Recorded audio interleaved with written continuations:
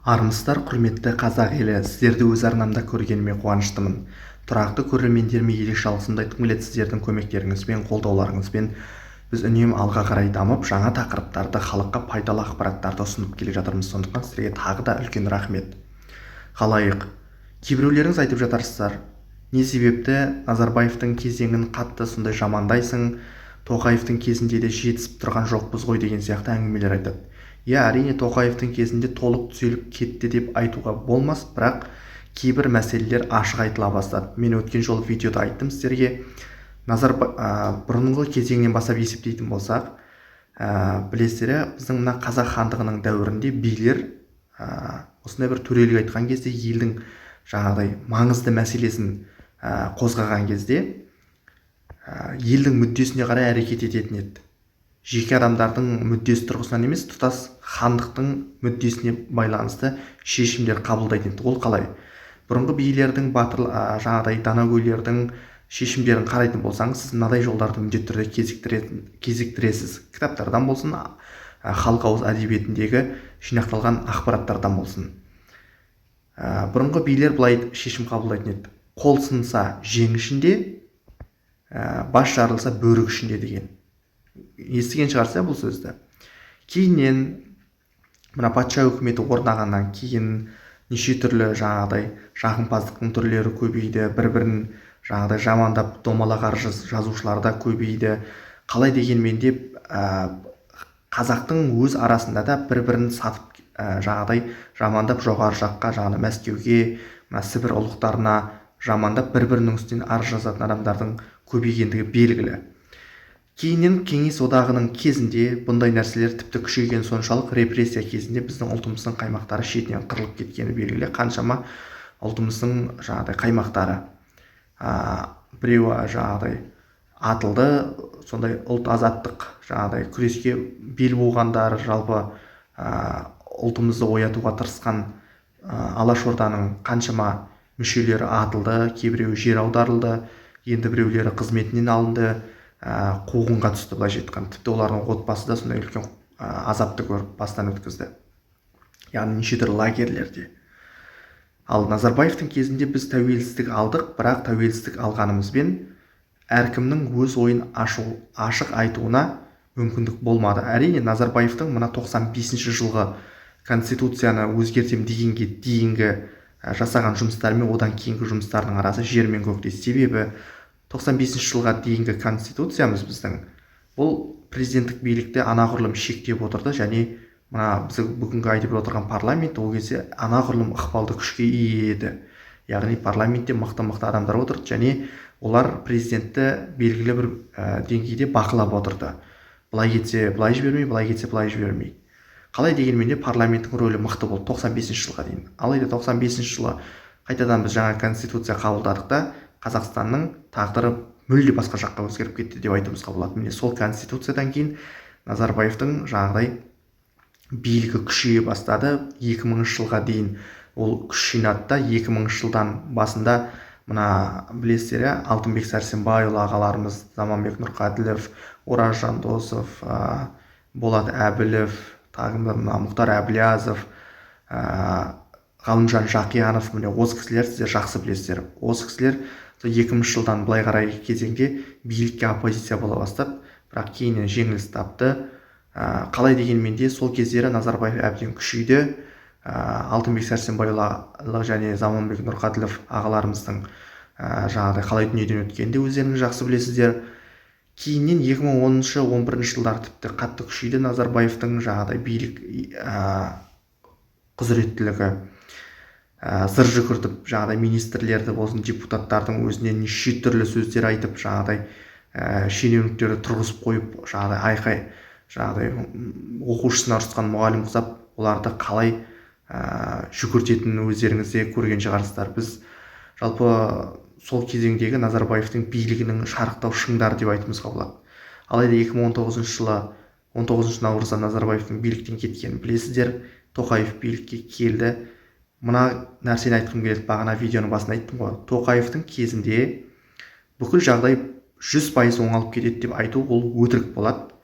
Әрине кейбір мәселелер енді ашық айтыла бастады, шынын айту керек, мойындай бастады. тағы бір нәрсе, сіздер егер мысалы қазір бұрын КВН деп атайтын еді, енді қазір жайдарман ғой, енді жайдарман көретін болсаңыздар бірден байқайсыздар, қазір Тоқаевты неше түрлі прикол ұстап, Тоқаевтың өзіне сондай жағдай неше түрлі әзілдермен халықтың алдына ұсынып жатыр. Ол цензураның жібігенін, цензураның азайғанын байқатады. Ашық айтуымыз керек. Айтады ғой, жаңағыдай жақсының жақсылығын айт деп, нұры тасысын, жаманның жамандығын айт, құты қашсын деген сөз бар ғой халықта. Енді қалай дегенмен де Тоқаевты бұл жерде бір мақтау дәріптеу емес. Тоқаевтың тұсында мен шынын айту керек, мойындауымыз керек, бүкілі 100% дұрыс болып, барлығы жіптіктей болып, былай қалай айтсам болады, барлығы бір арнаға түсіп, біз керемет болып кетеміз деп айту ол өтірік. Ол мойындауымыз керек, ондай нәрсе бұл фантастика. Және ол тағы да көз алдау болып шыға келеді. Тоқаевтың тұсында мен айтқым келіп отырғаны, жалпы видеоны жариялаудағы мақсатым, Тоқаевтың тұсында мәселелер ашық айтылады. Мүмкін шешілмеуі де мүмкін ол мәселелер тіпті, бірақ әйтеуір ашық айтылады. Бұрынғыдай жабулы қазан жабулы күйінде қалмайды, әйтеуір халыққа ұсынылып айтылады. Бірақ ол жаңағыдай мәселені шешіп, жаңағыдай бір дұрыстап, жаңағыдай қалай айтсам болады, бір керемет болып кетеді дегенді білдірмейді. Мысалы, маған Назарбаевтың тұсында әр адамның өзіне лайықты орындарда отырмайтыны және әркімнің өзіне лайықты салада қызмет етпейтіні бір басқаша көрінеді, яғни дұрыс емес нәрсе сияқты көрінеді. Себебі мен Назарбаевтың тұсында, Назарбаев билікте кезеңінде университетте оқыдым. Университетте оқыған кезде университетте білесіздер, көп адам, яғни біршама адам грантсыз оқиды, яғни платный оқиды. Кейбір адамдар грантқа түседі, бірақ жаңағыдай мемлекеттің белгілі біркелкі жаңағыдай стипендиясын алады, яғни шәкіртақысын алады. Жалпы мыңдаған студенттердің арасында бір 5-6 адам ғана бүкіл университет бойынша тек президенттің стипендиясын алады, яғни Назарбаевтың стипендиясы. Нұрсұлтан Назарбаев атындағы президенттік стипендия, яғни шәкіртақы. Сол 5-6 адам университетте біз Назарбаевтың стипендиясын алдық. Солардың бірі мен едім.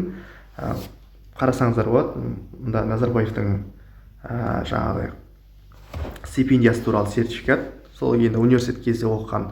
Сол кезде маған жаңағы жоғарғы оқу орнының басшылығы, сен президенттің стипендиясын алып отырсың, демек сен флешмобқа қатысуың керексің деген сияқты талап қойды, бірақ мен ол талаптан мүлде бас тарттым. Сол кезеңнің өзінде Назарбаевтың түкірігі жерге түспей тұрған кезде ол негізі бас тарттым. Себебі менің салам білім, ғылым, жаңағыдай конференция, ғылыми жұмыстармен айналысу болды, бірақ маған ондай адамдардың міндетті түрде барып флешмобқа барып, жаңағы билеп, қолына шар ұстап, әкімдер, депутаттар келген кезде мына жағалай тұрғызып қойып, бұрынғы мына пионерлер кезеңі естеріңізге түскен шығар, сөйтіп жаңағы қолдарына жалаулар беріп қойып, сөйтіп былайша айтқанда енді бір белсенділіктің бір түрі ғой, маған ондай ұнамайтын еді. Мен ондай сала маған қатысы жоқ екендігі туралы айттым да, одан мүлде бас тарттым.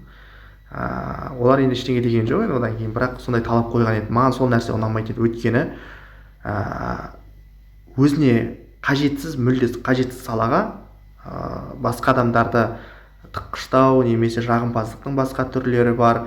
Енді жағымпаздықпен билік басына келген адамдарды да жақсы білесіз. Назарбаевтың кезінде жап-жас кезеңнің өзінде депутаттық креслоға отырған адамды атын білесіз, атын айтпасам да өзіңіз біліп отырған шығарсыз. Қалай дегенмен де лайықсыз адамдардың билікке келуі өте қатты жиі болды ол кезде. Ал енді Тоқаевтың кезеңінде біршама депутаттар билікке барды, бірақ мен мысалы Қазбек Иса, Ринат Заидов, Ермұрат Баби, тағы кімдер бар мысалы. Осындай кісілердің билікке барғанын мен жалпы өз басым құптаймын. Ешқандай жаңағыдай бір артықшылығы, жаңағыдай басқа мысалы депутаттардың кейбірінің аттарын да білмей, олар жаңағыдай мемлекеттік қызмет атқарып, айлықтарын, жалақыларын алып, тіпті түрін де танымай келесі жаңағыдай шақырылымға дейін отырады ғой, мысалы 4-5 жылдап сол жерде парламентте.